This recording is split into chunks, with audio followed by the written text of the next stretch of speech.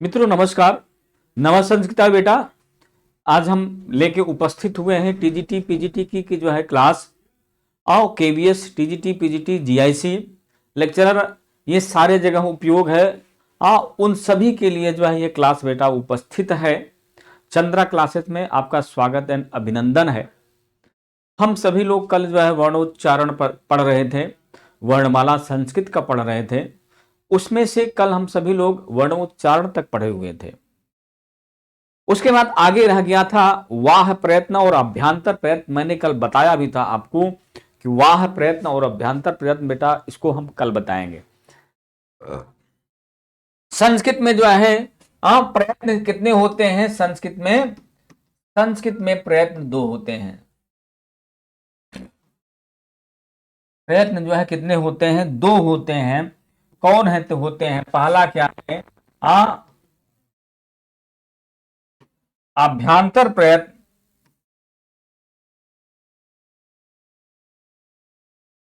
अभ्यांतर प्रयत्न। और दूसरा क्या है बेटा? वाह प्रयत्न। दूसरा क्या है? वाह प्रयत्न। पहला है अभ्यांतर प्रयत्न, दूसरा क्या है? वाह प्रयत्न बेटा। आइए हम लोग जो है इसके दोनों के भेद को जो है सीखेंगे, जानेंगे, समझेंगे। क्या है अभ्यांतर प्रयत्न? किसको अभ्यांतर प्रयत्न कहते हैं? अभ्यांतर प्रयत्न क्या है? आइए पहले सबसे पहले इसको जाना जाए। अभ्यांतर प्रयत्न, इसके बेटा 5 भेद होते हैं। कितने भेद होते हैं? 5। यह 5 प्रकार का होता है। कितना होता है? यह 5 प्रकार का होता है। जिसको हम पहला क्या जानते हैं? स्पृष्ट है। क्या जानते हैं? स्पृष्ट है। स्पृष्ट जो है स्पृष्ट है।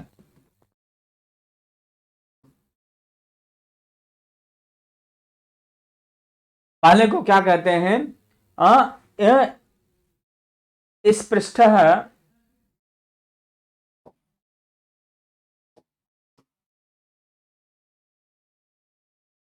स्पष्ट है।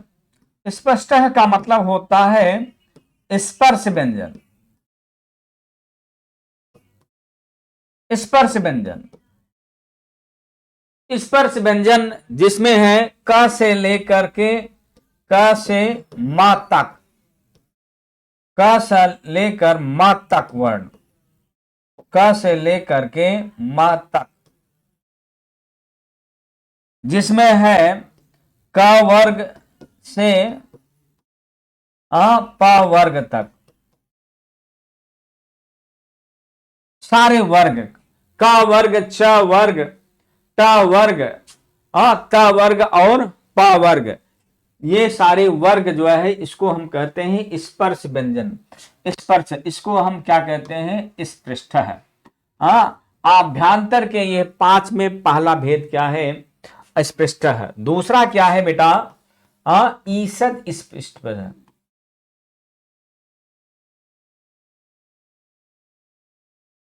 ईषद स्पृष्ट है। स्पृष्ट का मतलब होता है जो सभी स्थानों को स्पर्श करे, सभी स्थानों को स्पर्श करे, स्पर्श करे, उसे स्पर्श व्यंजन कहते हैं। स्पर्श व्यंजन कहते हैं बेटा। जो सभी स्थानों को स्पर्श करे, कंठ को स्पर्श करे, तालु को, मूर्धा को, फिर उसके बाद दंत को और ओष्ठ को, या और जो है नासिका को, सब स्थानों को जो स्पर्श करे उसको क्या कहा जाता है? स्पर्श व्यंजन कहा जाता है। ईषद स्पृष्ट का मतलब जो कम स्थानों को स्पर्श करे। जो वर्ण, ये कहिए जो वर्ण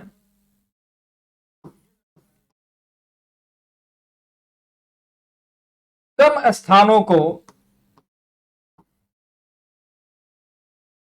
स्पर्श करे उसे ईषद स्पृष्ट कहते हैं।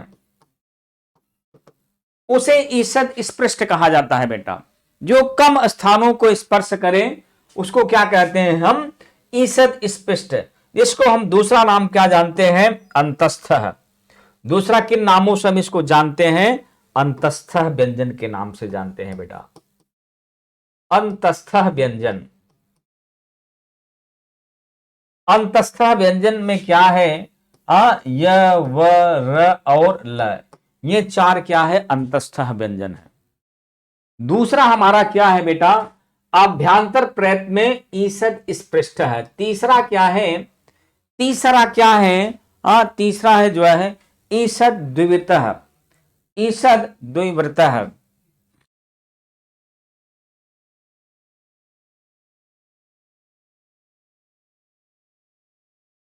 ईषद द्विवृत्त है।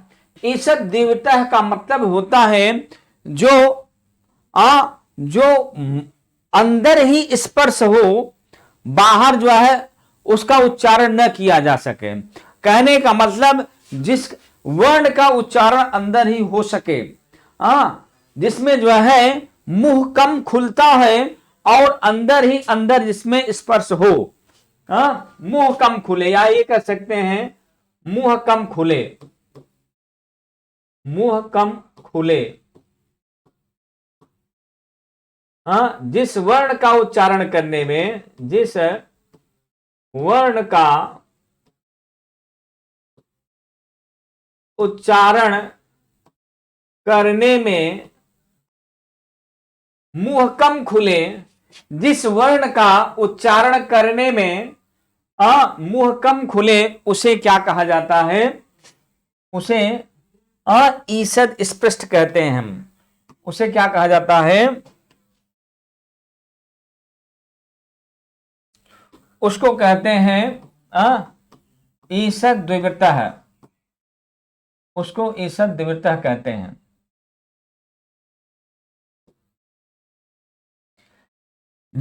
इसको हम अन्य नाम से क्या जानते हैं? ऊष्म व्यंजन। ऊष्म व्यंजन के नाम से भी जानते हैं। ऊष्म में कौन कौन सा व्यंजन है?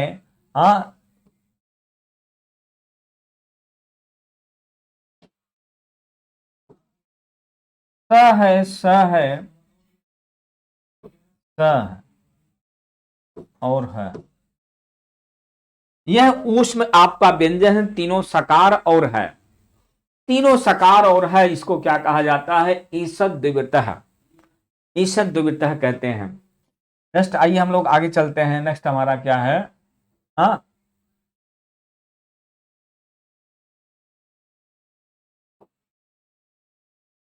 नेक्स्ट क्या है? चौथा विवृत है। विवृत है। विवृत का मतलब होता है सारे स्वर। सारे स्वर। संस्कृत में जो है स्वर क्या होते हैं? अच। अच। अच को ही संस्कृत में क्या कहा जाता है? स्वर कहा जाता है बेटा, अच। अच का मतलब जो है सारे स्वर। तो स्वर अच कितने होते हैं? 9 होते हैं। ठीक। अ, ई, उ, ण, री, ली, ए, ओ, ऐ, औ, ये टोटल जो है 9 स्वर होते हैं। और जो है समवृत। पांचवा क्या है? समवृत। समवृत का मतलब होता है केवल ह्रस्व आकार को, ह्रस्व आकार को समवृत, समवृत कहते हैं। समवृत स्वर कहते हैं, समवृत स्वर कहते हैं।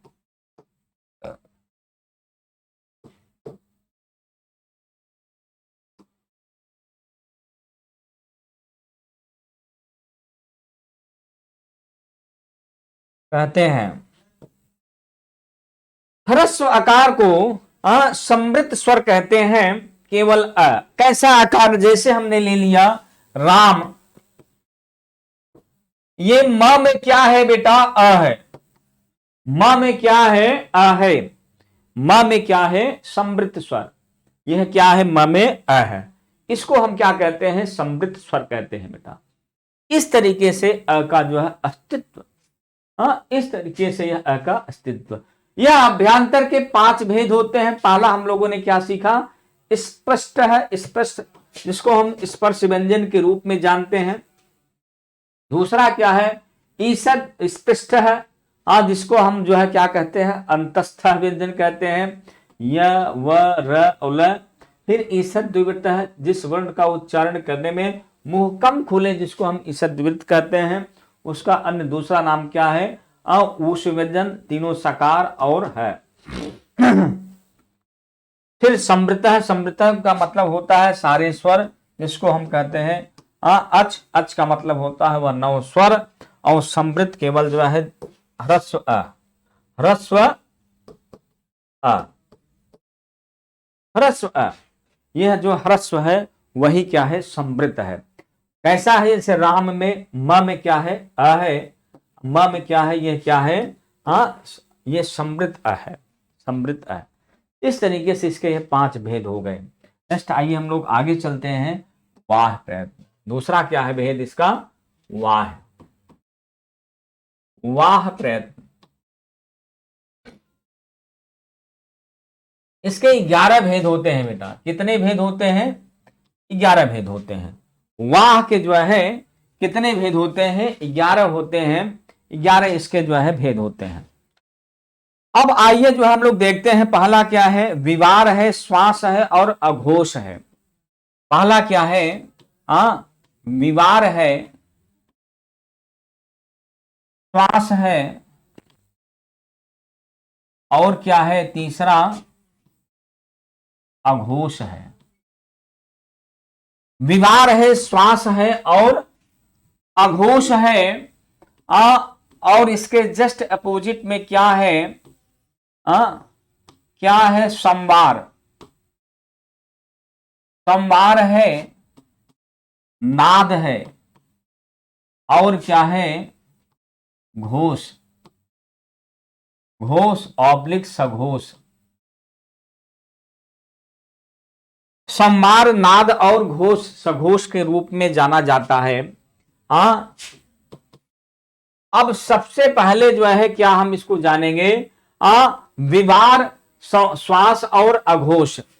विवार, श्वास और अघोष एक ही चीज है। अघोष में जो है जो वर्ण आते हैं वह कौन से वर्ण आते हैं बेटा, पहला और दूसरा वर्ण। पहला और दूसरा वर्ण किसके अंतर्गत आते हैं, अघोष के अंतर्गत आते हैं। आइए हम लोग देखते हैं अघोष। अब देखिए अघोष, अघोष के अंतर्गत आने वाले जो है जो व्यंजन होते हैं वह क्या क्या होते हैं, अघोष व्यंजन वह क्या है, यह देखिए बेटा, क, ख, च और छ, ट, ठ, त और ठ। फिर उसके बाद आता है त और थ, फिर प और थ। फिर उसके बाद क्या है बेटा, तीनों सकार, तीनों सकार है, स, स और त। ठीक, जिसको हम कहते हैं ख प्रत्याहार, खर प्रत्याहार। अब देखिए खर प्रत्याहार में कौन कौन से आते हैं, ख, फ, छ, ठ, थ, च, ट, त, व। खप छठथ चट तव। फिर उसके बाद क्या है, कपय, क, प, य। फिर उसके बाद तीनों सकार है, स, स और स, र। जो लास्ट में है यह क्या है, यह लोप इत हो जाता है। यह इनका इत हो जाएगा, वा का यहाँ पे, हाँ यह का यहाँ पे, और ये र का। यह देखिए बेटा, ख स्टार्टिंग का है और ल जो है लास्ट का है, जिससे क्या बन गया, खर बन गया। क्या बन गया बेटा, खर बन गया, खर बन गया। अब आइए हम इसमें जो है मैच करते हैं, अगर इन्हें मिल रहा है तो खर प्रत्याहार में क्या है, विवार है, श्वास है और अघोष है। ठीक, खर में देखिए जैसे दिया है ख, ख इसमें कहां है, ये है ख, और फ कहां है बेटा, ख के बाद क। अब इसमें यह देखिए क कहां है, यह यहां पे क, यहां पे ये क और ख, क और ख एक सेट हो गया। फिर उसके बाद च, च और छ, च और छ दो सेट हो गया खर प्रत्याहार में। ये देखिए लाइन खींच दे रहा हूं आपको जो कि समझ में आ जाए। च और छ दो सेट हो गया। फिर उसके बाद क्या है, ट और क्या है, ठ, ठ देखिए ये ठ, ट और ठ तीन सेट हो गया। फिर उसके बाद त, त और क्या है, थ, चार सेट हो गया।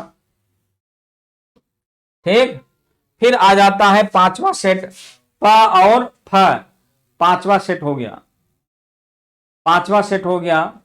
फिर उसके बाद देखिएगा बेटा, तीनों सकार, स स स, तीनों सकार, यह देखिए स स स, यह तीनों मिलाकर कितना हो गया, खर प्रत्याहार। खर प्रत्याहार के अंतर्गत यह जो है कौन कौन आता है, विवार, श्वास और अघोष। विवार, श्वास और अघोष जो है किसके अंतर्गत आएगा, इस खर प्रत्याहार के अंतर्गत आएगा। यह जो है विवार, श्वास और अघोष की चाबी क्या है, खर प्रत्याहार है बेटा।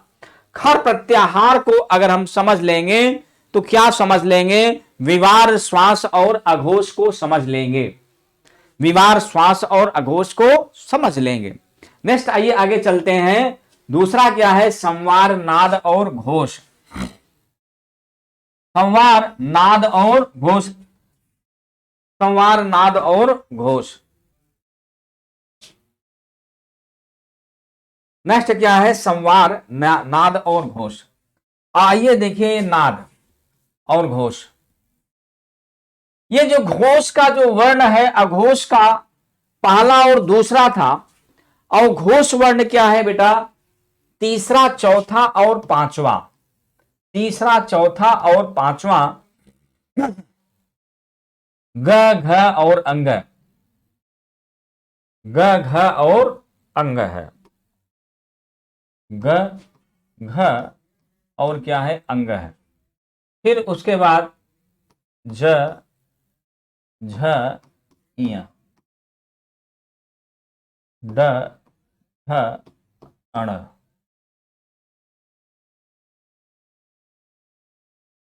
द, ध, न, ब, भ और म।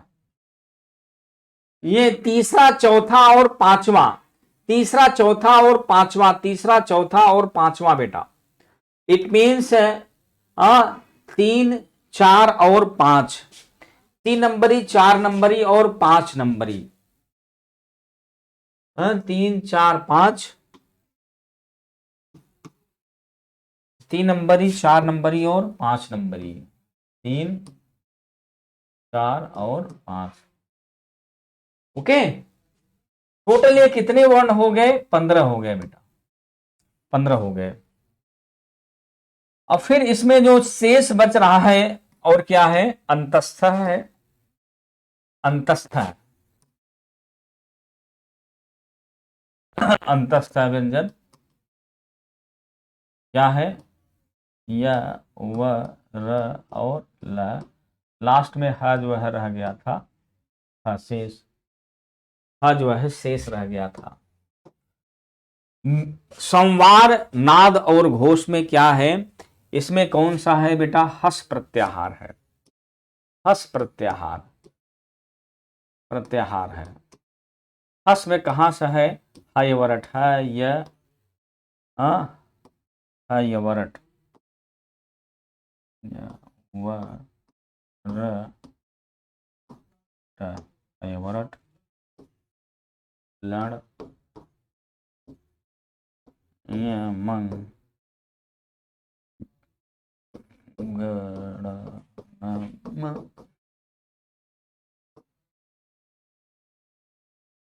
झ भाई घड़ दस घड़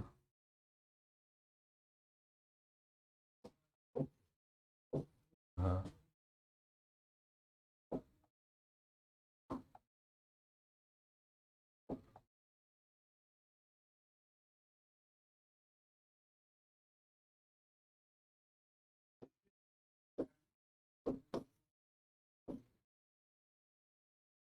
घड़ दस ज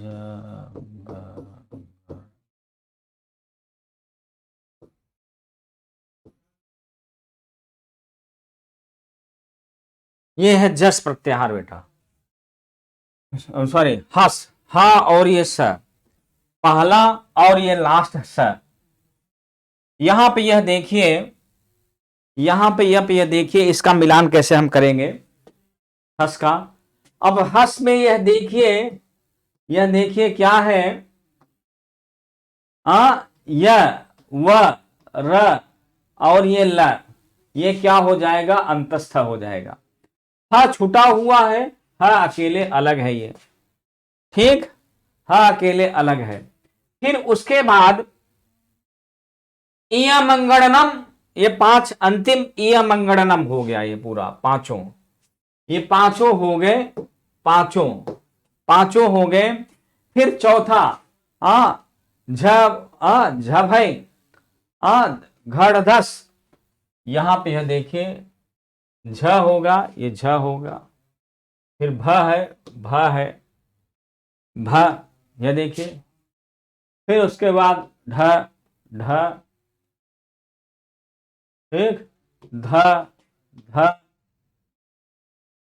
फिर उसके बाद घ, ये घ देखिए, ये घ हो गया घ।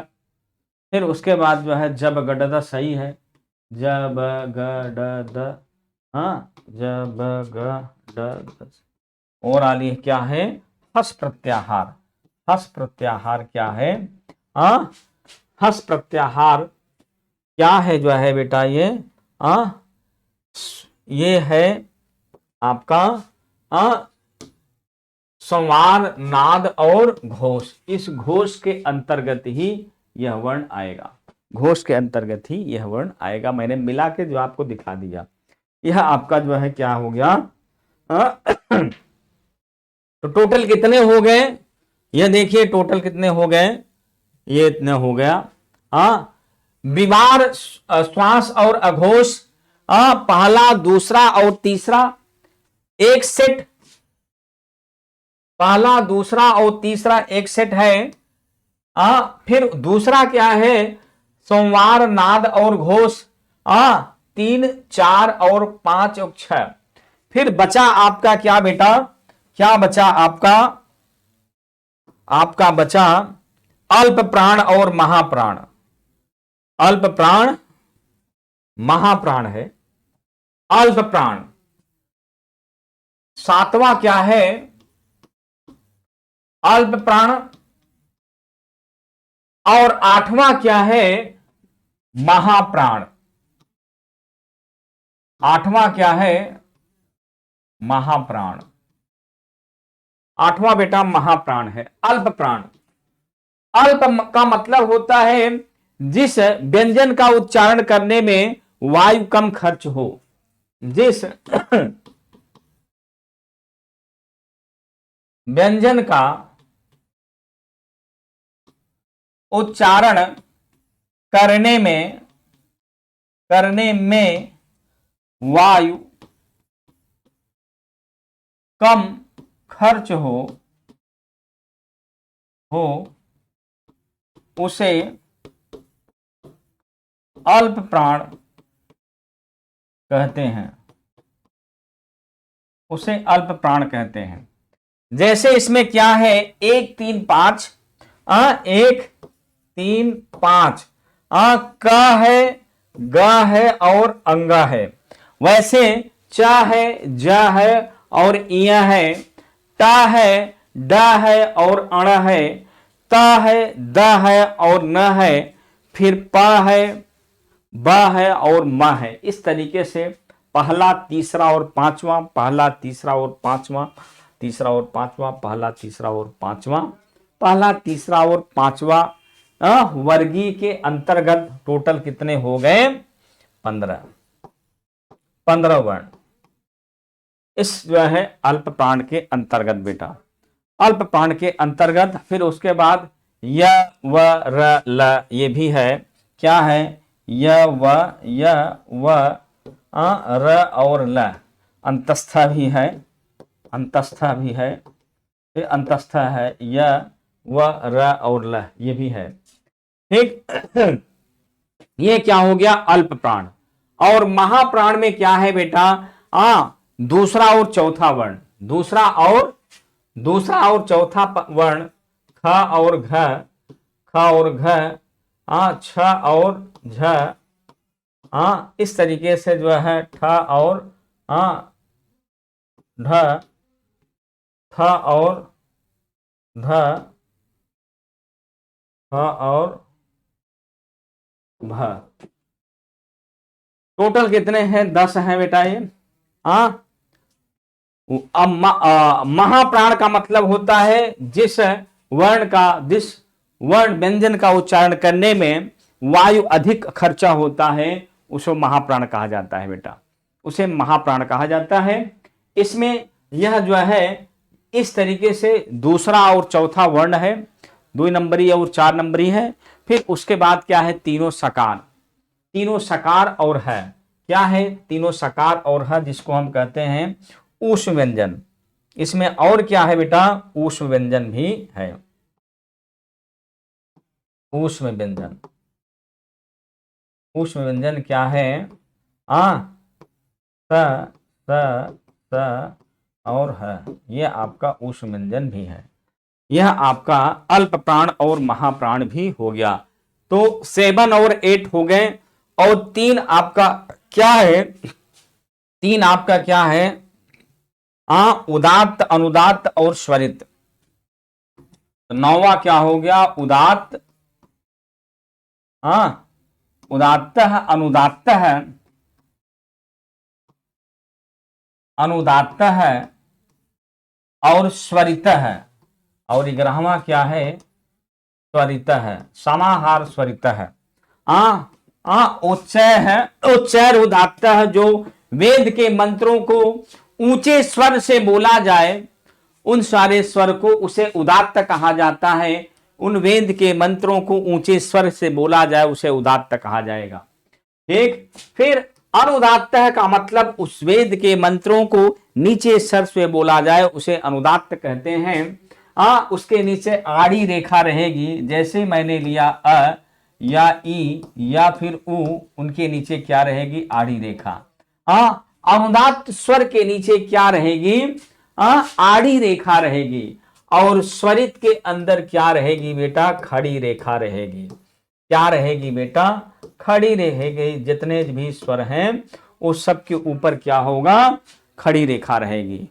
समाहार स्वरित का मतलब जो वेद के मंत्रों को जो है समाहार जो है, जो स्वर से जो है गाया जाए, जिस स्वर से जो है उस वेद के मंत्रों को स्तुति किया जाए, गान किया जाए, वह जो है क्या होता है? उसको हम स्वरित कहते हैं, उसको हम स्वरित कहते हैं। यह जो है आप इनके ऊपर क्या होता है? खड़ी रेखा रहती है। और जो आड़ी रेखा रहती है वह क्या होता है बेटा? अनुदात्त होती है। और जहां कुछ भी नहीं होता है वह क्या होता है? उदात्त होता है बेटा, वह उदात्त होता है, वह उदात्त होता है। इस तरीके से टोटल जो है 11 इसके भेद होते हैं। किसके? इस जो है इस वाह प्रयत्न के कुल 11 भेद हम लोगों ने पढ़ा। आइए एक बार हम लोग देखते हैं इसके 11 भेद। वाह प्रयत्न के 11 भेद मैंने आपको बताया, 11 भेद। पहला है विवार श्वास और अघोष, विवार श्वास और अघोष जो अभी मैंने आपको बताया। फिर उसके बाद संवार, संवार नाद और घोष, चौथा, पांचवा और छठवां। फिर यह जो है इसके डिटेल बताया गया। फिर उसके बाद आइए आगे चलते हैं बेटा, 6 हो गए। 6 के बाद फिर उसके बाद यह देखिए अल्प प्राण और महाप्राण। अल्प प्राण जो है, महाप्राण, अल्प जो है 7वां हो गया, महाप्राण 8वां हो गया। फिर उसके बाद जो बचा क्या है बेटा, आइए जो है आगे है क्या है, उदात्त, अनुदात्त और स्वरित। उदात्त जो है 9वां हुआ, और उदात्त जो है 10वां हुआ, और स्वरित जो है 11वां हुआ। कुल वाह प्रयत्न के बेटा 11 भेद होते हैं। उन 11 भेदों को मैंने आपको जो है स्पष्ट रूप से बेटा बता दिया। यह जो है आपका यहां पर यह वर्णोच्चारण वर्णमाला संस्कृत का बेटा यहां पे खत्म होता है। कल हम बेटा आपको केवीएस का जो है टीजीटी और पीजीटी का जो है हम आगे बढ़ाएंगे। कल हम लोग केवीएस के अंतर्गत एनसीईआरटी जो बुक्स है, एनसीईआरटी जो संस्कृत की बुक्स है 6 से लेकर के 10th तक उस पे चर्चा होगी, उसको पढ़ाया जाएगा। पहले हम जो है 8th 9th से स्टार्ट करेंगे। धन्यवाद, आज के लिए बस इतना ही रखते हैं बेटा स्टूडेंट्स।